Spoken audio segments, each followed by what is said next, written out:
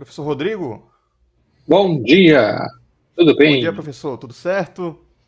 E, PET, bom, Engenharia de Telecom. exatamente. Bom, Uhum. primeiramente, bom dia a todos presentes aqui, né?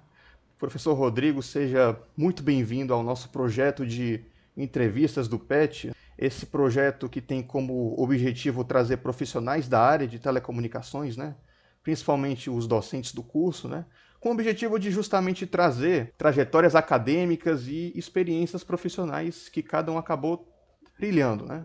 Claro que seria indispensável a participação do senhor, né? Nós do PET, nós sabemos da tamanha importância que o senhor possui na comunidade acadêmica. O senhor é uma figura que inspirou e inspira muitos alunos, né? Isso sem dúvidas. E além, claro, das diversas contribuições dentro do curso, né? E não só preso ao contexto da UFC, mas como também em um contexto mais amplo, né? Quando falamos de pesquisas na área de telecomunicações, pesquisas com a Ericsson, o senhor está sempre assim na linha de frente, né? E isso é algo que é bastante admirável, né? Então fica a nossa, o PET fica bastante contente, né, em poder estar tendo esse acesso ao senhor, certo? Como o professor João Batista dizia, né, o senhor é o maestro das telecomunicações, né, o Leopoldo. Enfim, brincadeiras à parte, né? Vou passando aqui a palavra para o professor Alberto. Ele tem umas considerações a fazer e depois começamos a entrevista, certo? Bom, em primeiro lugar, eu gostaria de agradecer ao professor Rodrigo, né, por ter aceito aí o nosso convite de participar aqui do nosso quadro de entrevistas, né, e deixar claro aqui que o professor Rodrigo é o exemplo de profissional, acho que todo engenheiro de telecomunicações deveria ser, né. Então, ele tem formação na área, ele tem formação na área de gestão, ele tem uma formação acadêmica, uma trajetória acadêmica indiscutível, né, que vai nos relatar aí, né, espero que ele nos relate aí grandes experiências nessa área, né? Foi nosso pró-reitor de pesquisa na Universidade Federal do Ceará. Então, é um profissional, como o Diego falou aí, que só tem a nos agregar aqui com as entrevistas do PET, né? Certo? Nesse quadro de entrevistas. Então, professor Rodrigo, em nome do PET, Engenharia de Telecomunicações, você como ex-petiano também, né? Verdade. Gostaria de agradecer aqui a sua presença aqui no nosso evento. Então, vou retornar a palavra para o Diego aí. Certo. E bom, dando início, né, à nossa entrevista, eu pergunto ao professor Rodrigo qual foi o seu primeiro contato com as engenharias, né? Como é que foi que começou, professor?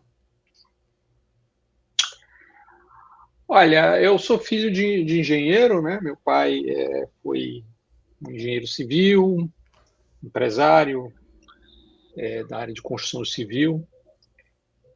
Então, contato assim, com o conceito geral de engenharia veio muito cedo, né?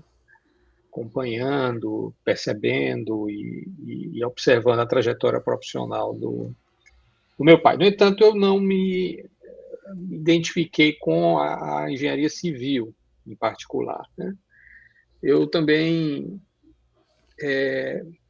cresci, né, num momento, minha adolescência foi um momento em que a computação pessoal começou a ganhar popularidade no mundo inteiro e aqui no Brasil um pouquinho atrasado, mas chegou também. Então, eu fui praticamente da primeira geração de adolescentes brasileiros que teve contato com computadores pessoais, né? Você tem um computador em casa, né? Claro que naquela época a maior parte era para brincar, para jogar, né? Mas você tinha um computador, podia programar. E então, assim, foi um interesse pela engenharia, pela parte também de software, mas era uma coisa meio dividida, né? Entre hardware e software, digamos assim. Porque pela engenharia você tem uma curiosidade também de entender como as coisas funcionam. E pelo software você vê as aplicações. Então realmente foi um contato com a tecnologia emergente na época, né? E era uma coisa muito impactante para a minha geração. Você dispor de um computador, né? Era uma coisa muito diferente. Era uma novidade grande mesmo. Isso mudou a cabeça de muita gente, e eu fui um desses que foi empurrado para essa área de tecnologia. Agora, a decisão de fazer engenharia, e a engenharia elétrica foi realmente algo muito tomado de última hora, somente quando eu soube que a engenharia elétrica na UFC tinha uma ênfase que na época era chamada de, salvo engano, de automação industrial, eu acho. Não tenho bem certeza. Mas era alguma coisa que tinha um pé na comunicação, um pé na digitalização, um pé no software. E aí eu disse, não vou fazer ciência da computação, quero ser engenheiro, e ao mesmo tempo essa engenharia é a única no estado do Ceará que tem algum cheiro de tecnologia, né? Então, fui para a engenharia elétrica, mas com essa visão, né? Eu não queria, desde o começo, a minha ideia era uma engenharia elétrica, mas puxando para a tecnologia. E essa era a única opção que havia aqui no estado na época, né? Mas, de qualquer forma, já era um ponto de partida. E foi assim que eu me aproximei e tomei essa decisão de fazer engenharia elétrica. Não me arrependo, apesar de respeitar muito a ciência da computação, e hoje há tantas outras engenharias, né? Que se especializaram. Mas foi por aí o caminho, Uhum. esse ponto de partida. E partindo, né, desse ponto da identificação, né, Uhum. o senhor acabou participando do PET também, né? E como é que surgiu essa oportunidade em participar do PET? Então, o PET, ele da engenharia elétrica, ele passou a ter como tutor o hoje aposentado, né, professor João César Moura Mota, mas que ainda é ativo aqui no nosso programa de pós-graduação, foi professor, né, foi um dos fundadores do Departamento de Engenharia e Teleinformática, enfim. O professor João César, então, assumiu a tutoria do PET, fez um processo seletivo, e nessa época as bolsas de iniciação científica não eram tão visíveis quanto são hoje, melhor dizendo. Então, a bolsa do PET, ou a oportunidade de fazer parte do PET, foi uma coisa assim que se destacou bastante, né?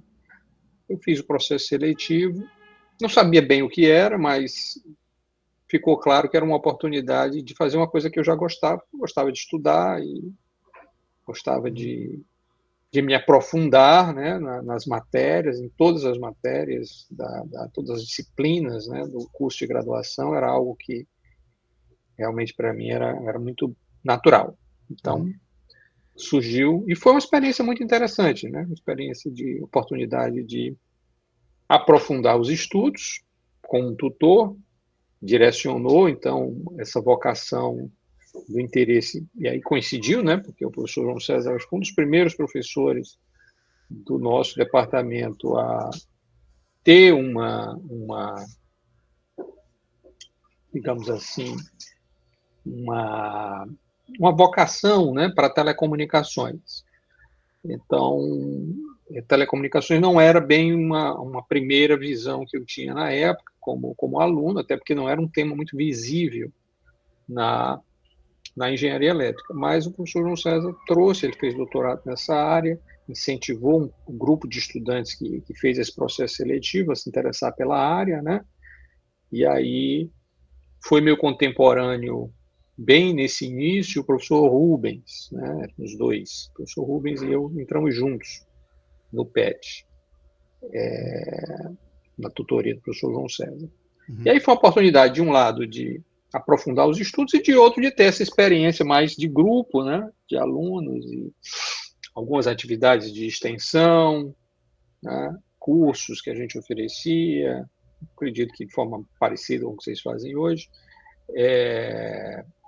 algumas atividades de extensão além dessa pegada de pesquisa barra docência, né, que tem essa característica também. Então, a diferença para a iniciação científica é que o PET realmente ele é mais multidimensional, né?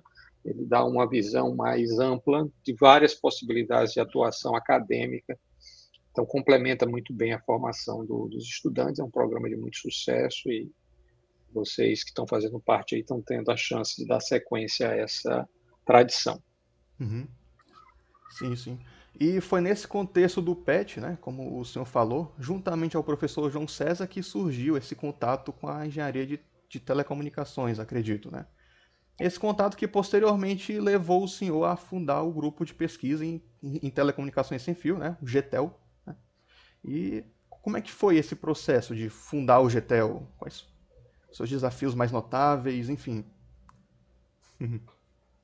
Aí tem um gap temporal importante, né? Porque a pós-graduação em engenharia elétrica, ela surge mais ou menos na época em que eu estava terminando a minha graduação. Eu fui um dos primeiros estudantes do mestrado em engenharia elétrica, em que eu fui orientado pelo professor João César, e nessa altura eu já estava realmente bastante envolvido, né, com o tema de telecomunicações. Evidentemente que, como estudante de graduação, você começa com um tópico muito específico, né, mas que era um ponto de partida de entender o grande ecossistema de telecomunicações. Evidentemente que eu só via entender como é um ecossistema enorme, grande, complexo, muitos anos depois. Mas ali era um ponto de partida. Então, também foi uma decisão, né, que naquela época não era tão óbvia quanto é hoje, fazer uma pós-graduação e apostar, né, numa carreira que teria, na engenharia, um direcionamento para pesquisa. Engenharia é algo muito prático, né? É uma profissão de construir coisas, né? De resolver problemas, e é natural realmente que nós, engenheiros, pela própria inclinação que a gente tem, queiramos terminar a graduação e já estarmos engajados no mercado, trabalhando, estagiando em algum projeto, né, mais prático. Então, de certa forma, ir para a pós-graduação era uma incógnita, porque era, né, no sentido de vamos estudar mais, né? Vou ter que aprofundar mais os estudos,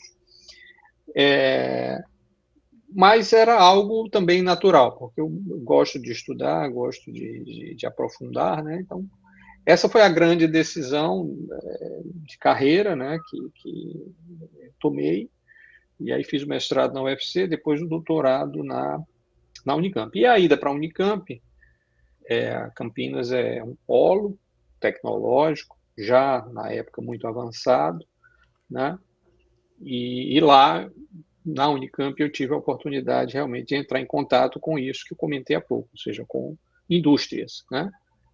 Do parque industrial da região de Campinas, em São Paulo, num momento também muito feliz das telecomunicações, que foi a explosão da telefonia móvel.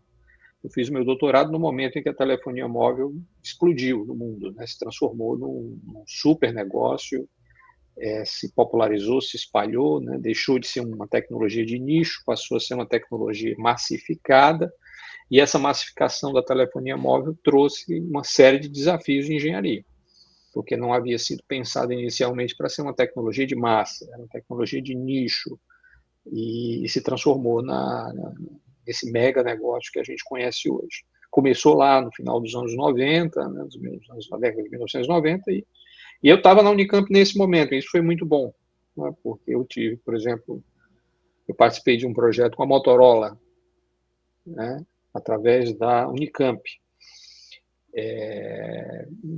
E a Motorola, nos anos 1990, era como se fosse a Apple de hoje, né, era a referência em tecnologia de comunicação móvel, os melhores aparelhos celulares, era a empresa de referência. Né? Então, essa foi uma oportunidade, uma experiência muito rica de interagir com uma multinacional, líder de mercado na época, e aí surgiu também a minha intenção de querer trazer para o Ceará uma experiência semelhante, ou seja, algo que nós não tínhamos aqui, que era a experiência da cooperação com a indústria, que é muito importante na engenharia. Os cursos de engenharia isolados, eles podem facilmente se perder em teorias e conceitos, e os professores, eu me refiro muito aos professores, né? Os professores ficarem isolados da cooperação com a indústria, a engenharia pode cair não que seja uma coisa ruim, mas pode cair no vício de se tornar uma ciência, o que uma ciência é muito importante, óbvio, né? Mas a engenharia tem a sua característica, né? Ela não é ciência só, ela está baseada na ciência, mas vai mais além no sentido dos seus fins, não nos meios. A ciência é muito completa, claro. Então, essa experiência que eu tive na Unicamp foi decisiva, né? E aí quis o destino que as coisas, os astros se alinhassem para que, ao terminar o meu doutorado, a minha tese de doutorado fosse de interesse de uma grande multinacional, na época era concorrente da Motorola, a Ericsson, num momento que a Ericsson estava desenvolvendo um trabalho de mapeamento, né, de competências aqui no Brasil para instalar cooperações de pesquisa, e realmente surgiu esse interesse do trabalho que eu fiz no meu doutorado, da Ericsson, apoiar um projeto para desenvolver, além do que eu tinha feito no doutorado, desenvolver além, aplicando a minha tese num sistema na época. Estávamos do 2G indo para o 3G, né? Tinha uma transição. Então, a discussão era como o trabalho que eu fiz no doutorado poderia ser aplicado nessa transição do 2G para o 3G, e aí eles me deram um grant, né, para criar para desenvolver um projeto e criar uma estrutura. Nesse momento eu já tinha terminado o doutorado, tinha acabado de terminar o doutorado, estava de volta a Fortaleza, queria morar aqui, era família, minha terra natal, apesar de ter tido possibilidade de esticar, de permanecer lá em Campinas, obviamente é uma região muito rica e muito interessante, mas as coisas se alinharam, né? E aí foi quando, logo depois de retornar, houve essa manifestação da Ericsson, houve esse interesse, não foi só aqui em Fortaleza que eles iniciaram esse processo, inclusive na própria Unicamp, iniciou-se um projeto lá, no grupo de pesquisa do meu orientador também. Então, foi iniciado um processo em várias frentes, né? Mas foi um pouco surpreendente que eles tenham feito uma aposta aqui em Fortaleza, onde nós não tínhamos praticamente nada nessa área de telecomunicações, num nível, digamos assim, né, compatível com o que tinha na Unicamp, na USP, né, em outras instituições de maior tradição nessa área especificamente, né? Então, foi uma grande mudança, uma grande transformação, que nos suscitou, a mim e ao professor João César, a ideia de, não, isso aqui não pode ser só um projeto. Nós precisamos aproveitar essa oportunidade, dessa cooperação, desse investimento. É algo singular na história aqui da UFC, inclusive, porque a UFC tinha, obviamente, pontualmente, algumas cooperações, mas eram normalmente com empresas estatais até então, né, com a própria Tele Ceará, que era na época estatal, estava em fase de privatização, Petrobras, mas era, arrisco dizer, a primeira grande cooperação da história da Universidade Federal do Ceará com uma empresa multinacional de tecnologia, né, de grande porte.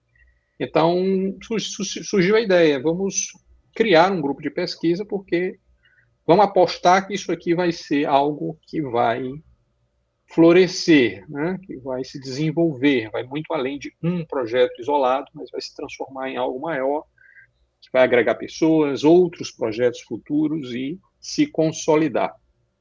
Essa foi a aposta que nós fizemos no ano 2000, né, quando, ao mesmo tempo em que foi assinado um contrato de pesquisa da Ericsson com a UFC, foi fundado o GTEL para abrigar esse projeto, mas também com a expectativa de florescer, se consolidar e se desenvolver ao longo dos anos.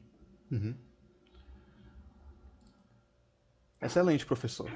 Bom, a Joyce tem umas perguntas para fazer, então vou passar a palavra para ela. Então, fica à vontade, Joyce. Bom dia, professor. Eu gostaria de saber como é o processo de aprendizado para o aluno que acaba de entrar no GTEL. Como é que acontece? Bom, a sua pergunta é muito pertinente, porque o desafio o conhecimento, né, a humanidade tem acumulado conhecimento, isso é muito bom e é por isso que nós estamos onde nós estamos.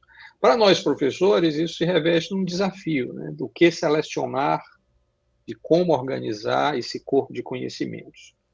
Parte desse desafio está refletido no fato de que hoje nós temos um curso de graduação em engenharia de comunicações, ou seja, chegou-se à conclusão, em algum momento aí dos últimos anos, né, na última década, que esse corpo de conhecimento de telecomunicações já é tão significativo, tão específico, né, que nós precisamos de um curso que dê essas bases para os estudantes. Então, de uma certa forma, uma parte da resposta é você, como estudante de graduação, precisa fazer um excelente curso de graduação, fazer a sua parte, porque boa parte da base que você precisa, ou toda a base que você precisa, né, para iniciar uma carreira em telecomunicações, está lá no curso de graduação.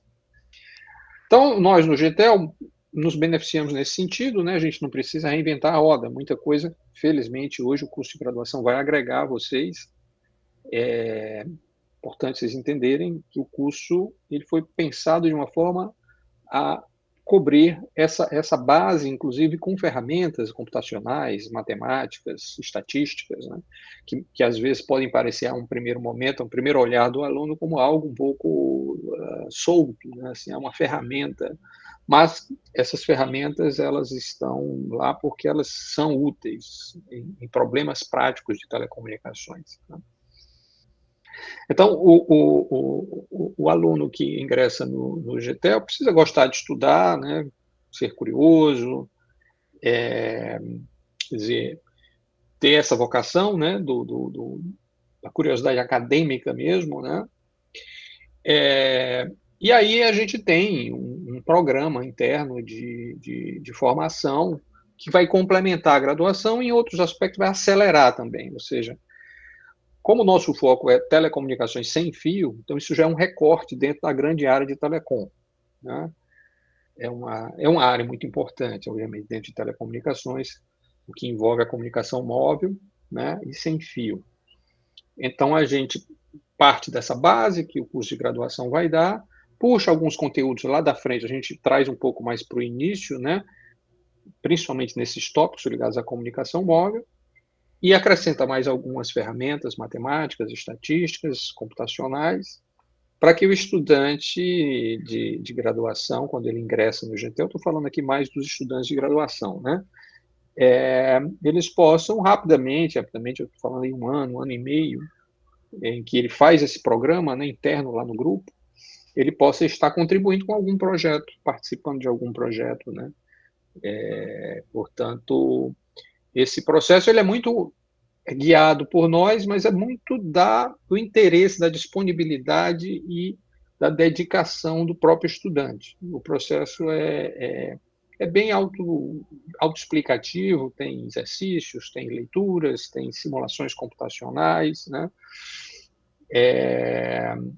E a gente está aberto aos estudantes que sentirem essa vocação, né? Tem que gostar de estudar, tem que ter um certo interesse, uma certa curiosidade, entender como as coisas funcionam, né?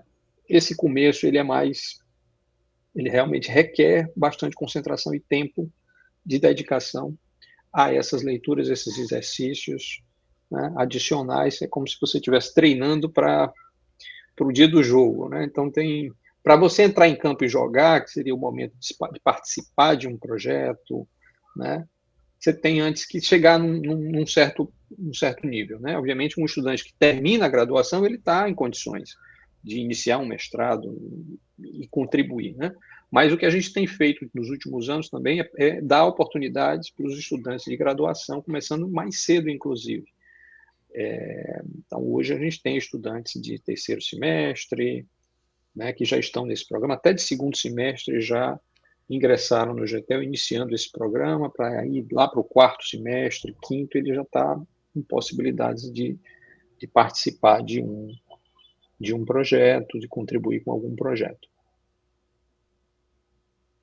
Muito obrigada, professor, pela resposta. Agora eu queria saber do projeto mais marcante do GTEL.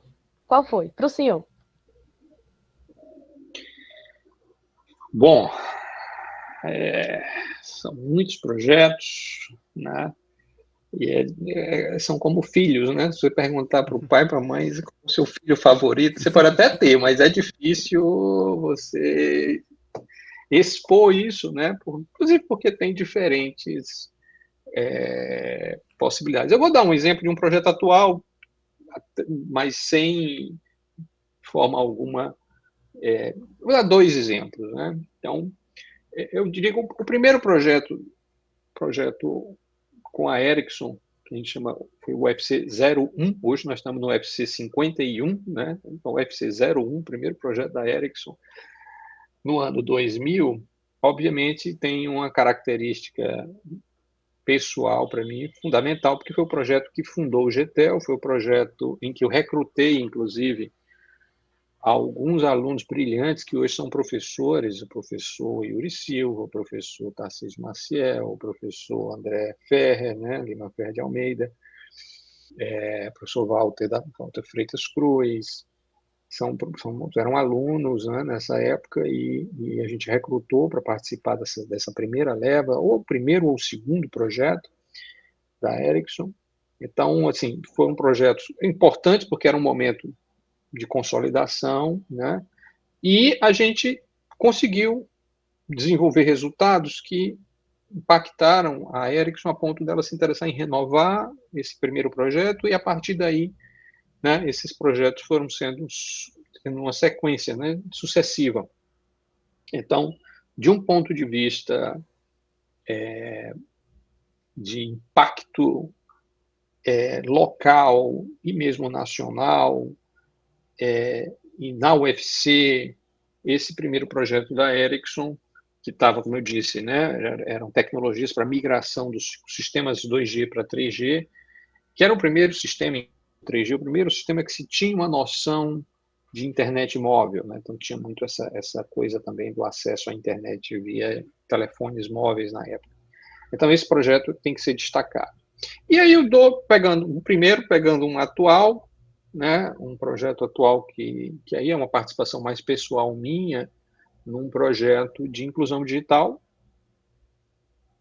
um projeto que é patrocinado, conduzido, o projeto é de uma organização chamada Núcleo de Informação e Coordenação do .br, NIC.br, que é uma organização que faz uma espécie de mediação e coordenação da infraestrutura de acesso à internet fixa do Brasil.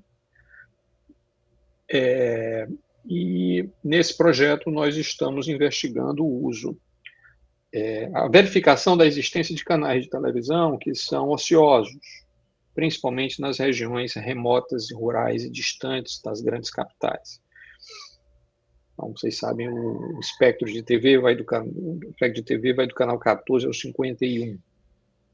São 40, quase 40 canais, né? Só que nas regiões mais remotas, interior do Ceará, interior da região norte, né, centro-oeste, muitos canais são ociosos, ou seja, tem poucas emissoras de TV nessas cidades. Então, existem canais ociosos. Então, qual é esse projeto? Ele identifica a existência desses canais ociosos e propõe tecnologias de baixo custo para que provedores regionais, locais, usem esse espectro para distribuir internet via rádio para locais distantes, né? O problema todo é o custo, porque esses locais distantes, às vezes é um povoado, um distrito, né, fora ali da sede dos municípios principais, são poucas pessoas, às vezes tem uma correlação forte com a renda, que não é muito alta, então você tem ali um problema mesmo econômico. As grandes operadoras não sentem atratividade econômica para levar uma fibra ótica lá naquele povoado. Então a ideia é um rádio de baixo custo, de longo alcance, e aí nós estamos em parceria também para o desenvolvimento desse rádio com uma outra instituição importante aqui no Brasil, que é o Inatel, que tem uma expertise em radiocomunicação prática muito grande. Então, juntando o nosso expertise do Inatel, sob a coordenação dessa instituição, NIC.br, a ideia é que a gente, em breve, no próximo ano, possamos fazer uma demonstração em campo dessa tecnologia, que seria baixo custo, largo alcance. Então, você poderia colocar uma torre de transmissão na sede do município e alcançar 20, 30, 40, 50 quilômetros com uma velocidade acessível para uma escola, para uma unidade básica de saúde, um posto de saúde, mesmo eventualmente para uma fazenda, para um distrito, né? E aí o custo essencial, o ponto é, esse canal de TV, ele não terá custo, porque ele já está associado pela Anatel a um serviço, que é o serviço de TV. Como o serviço de TV não está utilizando, a Anatel faria um empréstimo desse canal para o provedor de internet a um custo muito reduzido, se não zero. Essa é a expectativa do aspecto regulatório, que é outra parte importante das telecomunicações e que às vezes a gente também não percebe muito. A parte regulatória é muito importante, não se faz muita coisa em telecomunicações sem o apoio da regulação.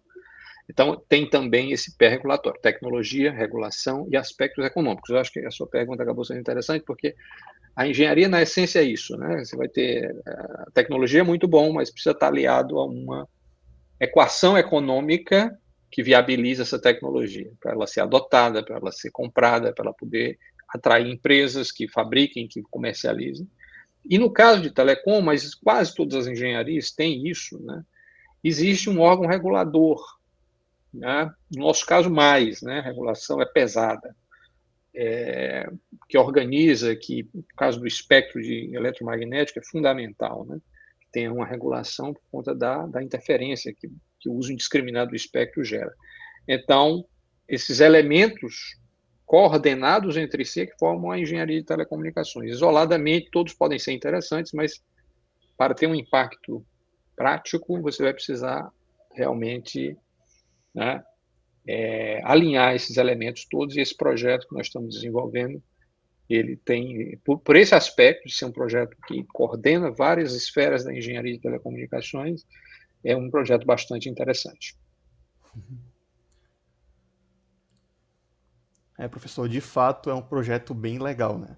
A gente vê a necessidade, né, das telecomunicações de estar sempre conectando, né, todos os pontos, né, a qualquer lugar, a qualquer momento. É um dos princípios, inclusive, né? Sim. E a gente sabe o quão é necessário para essas áreas remotas, né, precisarem do Wi-Fi, né? E as telecomunicações acabam entrando nesse contexto, né? Também temos as tecnologias IoT, por exemplo, né, que podem ser utilizadas aí nos diversos meios de propagação, né? Sim, Certo? Eu queria sim. aproveitar esse contexto, né? E estamos falando de projetos na área de telecomunicações, né? É evidente que o GTEL ele tem essa posição de vanguarda quando falamos de pesquisas de telecomunicações sem fio, né? Como foi visto, né, na participação do grupo no desenvolvimento das pesquisas da terceira, quarta e recentemente a quinta geração móvel, né, 5G. Sim. Né? E uma grande tendência que está por vir é a tecnologia 6G, né? Existe uma certa previsão dessa tecnologia já ser implementada já em meados de 2030, por aí. E eu queria saber como é que andam os projetos de pesquisa do GTEL com relação a essa nova tecnologia. Perfeito. Aqui cabe realmente a gente explicar um pouco essa dinâmica tecnológica, né, em telecomunicações. A gente tem observado, né, já de muito tempo, essa evolução das gerações da comunicação móvel celular, numa base de uma nova geração a cada década, né?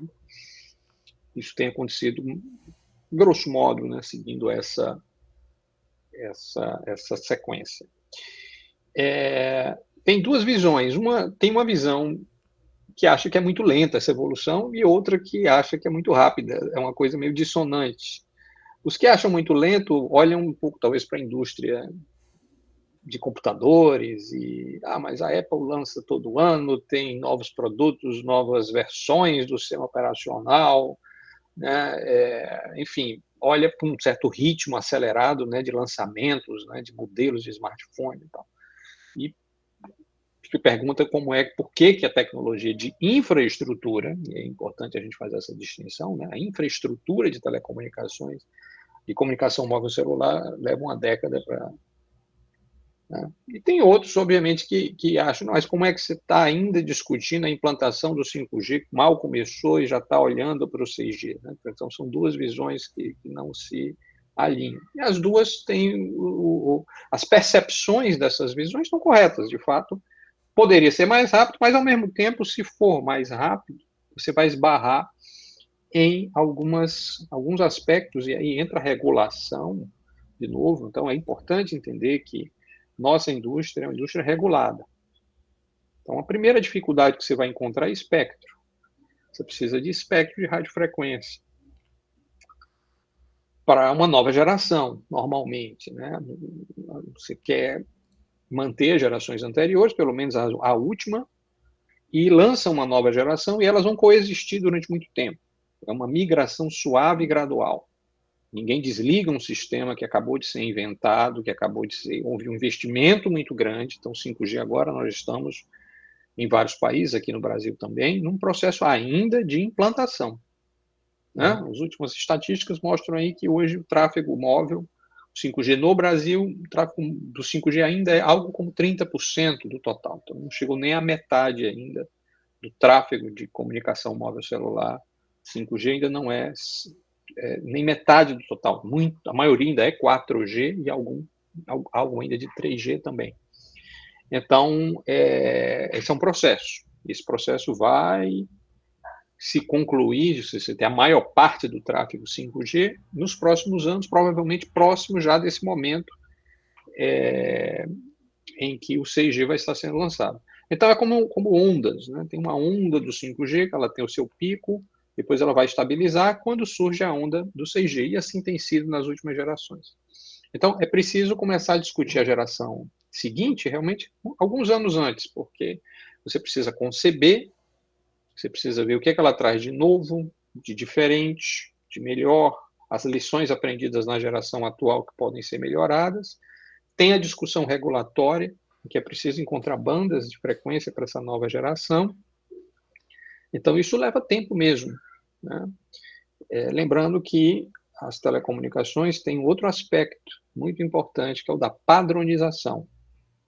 Também é uma característica muito próxima, muito própria, melhor dizendo, da nossa indústria. Ou seja, os sistemas eles são padronizados. Existem tecnologias padrão que são usadas no mundo inteiro. Então, a tecnologia 5G é a mesma no mundo inteiro. Você tem diferentes fabricantes de equipamentos 5G, né? Mas é a mesma tecnologia do ponto de vista do seu funcionamento. Por isso que os equipamentos são compatíveis. Né? Você tem smartphones de diferentes fabricantes, eles têm diferenças em aspectos acessórios, aspectos computacionais, formato, etc. Mas, na essência dos circuitos de telecomunicações e a forma como eles usam os serviços de telecomunicações, eles são a mesma coisa, embora possa ter diferenças de implementação de maior ou menor eficiência entre esses fabricantes, mas a essência é a mesma. Então, tudo isso leva tempo, porque, imagina, a Apple lança todo ano o sistema operacional dela, é só dela, mas o padrão 5G e o futuro padrão 6G, ele precisa ser um acordo entre centenas de fabricantes de smartphones e alguns fabricantes de infraestrutura e operadoras, que é quem vendem o serviço e sabem o que é que os clientes estão demandando. Então, precisa aí ter um processo longo de harmonização para gerar um padrão, além da questão regulatória. Então, tudo isso leva tempo. E é um pouco a explicação de por que leva tanto tempo. Né? E tem o ciclo de investimento, que eu falei também. Não adiantaria lançar uma nova geração enquanto as operadoras estão ainda investindo. O sistema móvel ele é caro, ele envolve interconexão, ele envolve torres, ele envolve antenas, né? Envolve treinar profissionais. Então, tem um investimento também. Quem está pagando normalmente são os operadores e a gente, né? Como cliente que paga os operadores. Tem um fluxo de recurso financeiro que financia essa evolução e você não vai conseguir vender em poucos anos um novo sistema para as operadoras, elas estão ainda no processo de investimento da geração atual. Então, é natural realmente que o ciclo tenha essa duração. Né?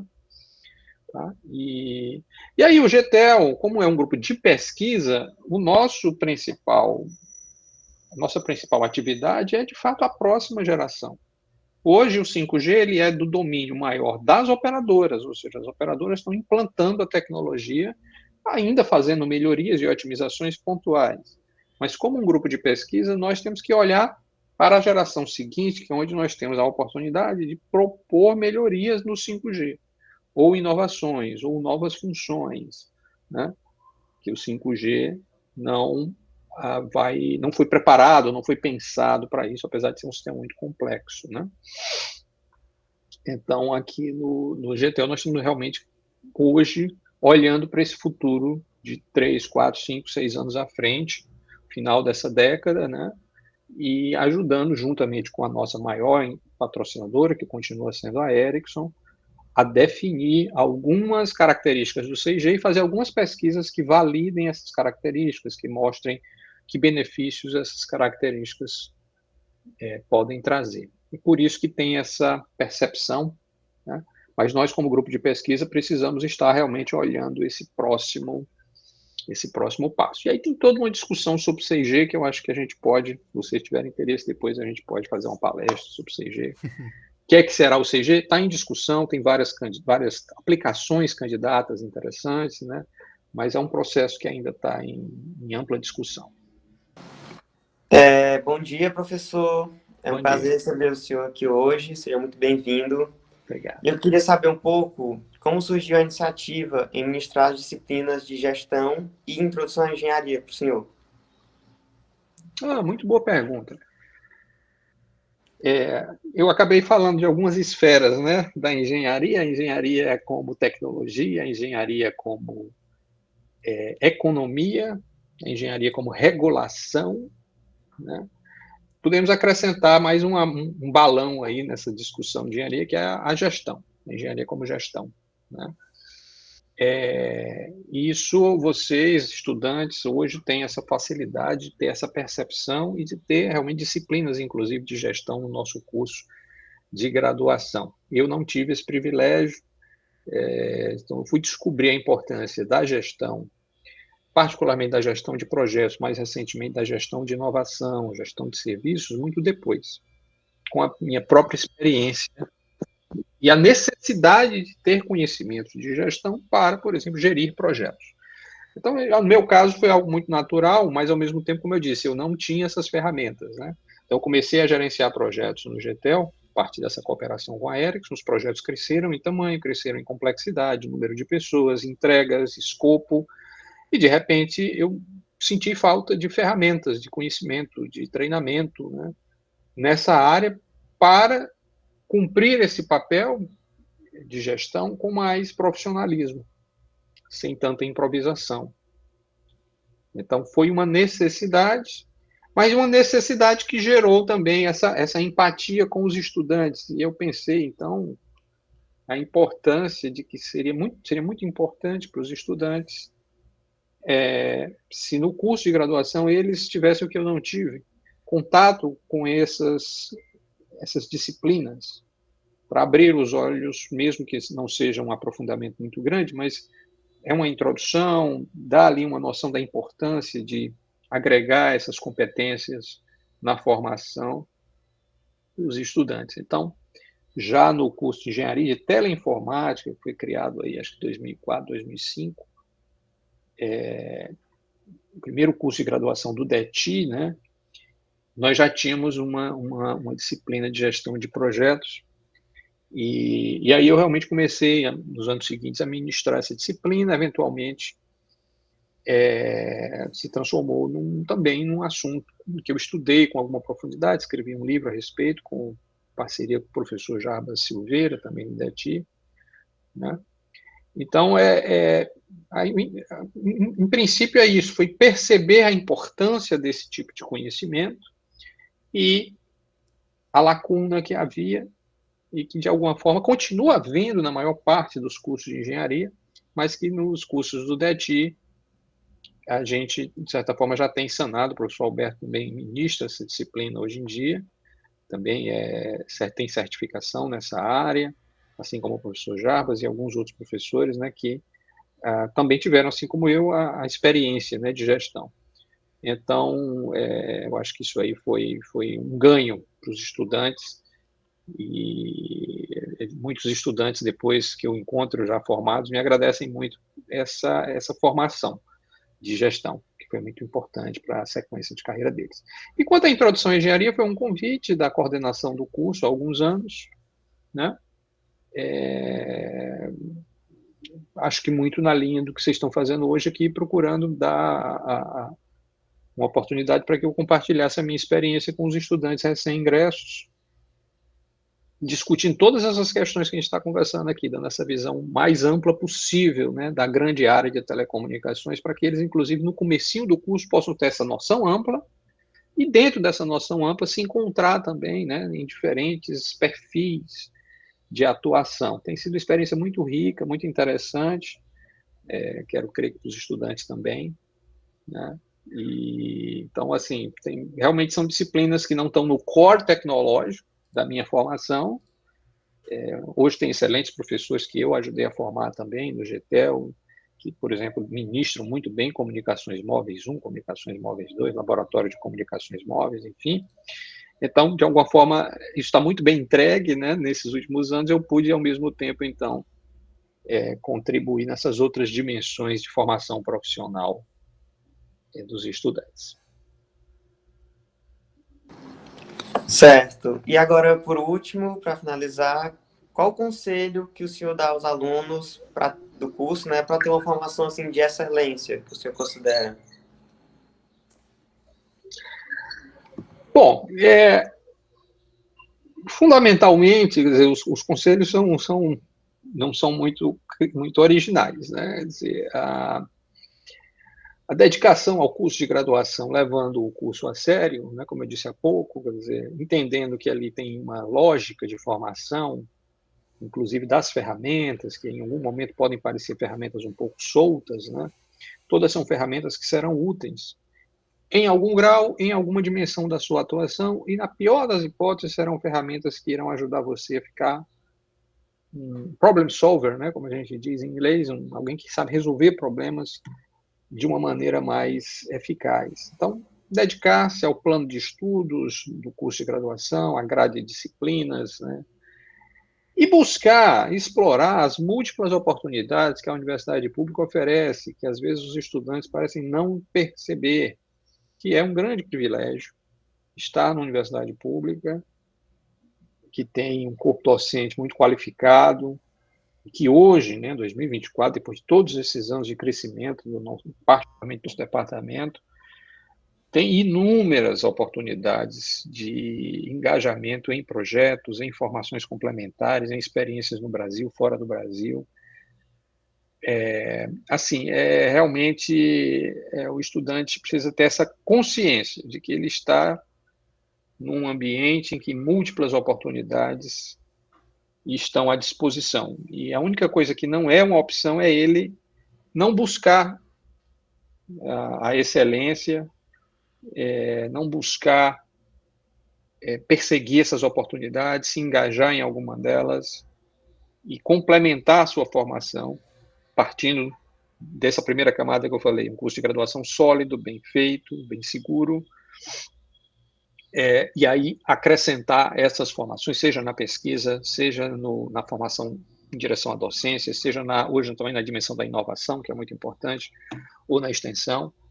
É fundamental vocês aproveitarem a oportunidade ímpar, então não cochilem, não deixem passar, fiquem atentos, ligados, procurem se movimentar, se informar e aproveitem, porque as oportunidades são muito variadas, interessantes, e estão muito ligadas ao fato de vocês estarem numa universidade pública que o Estado brasileiro fornece para vocês essa estrutura.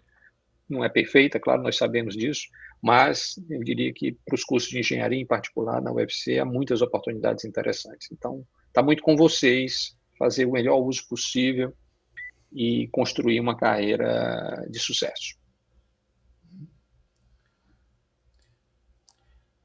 Bom, a entrevista vai ficando por aqui, né?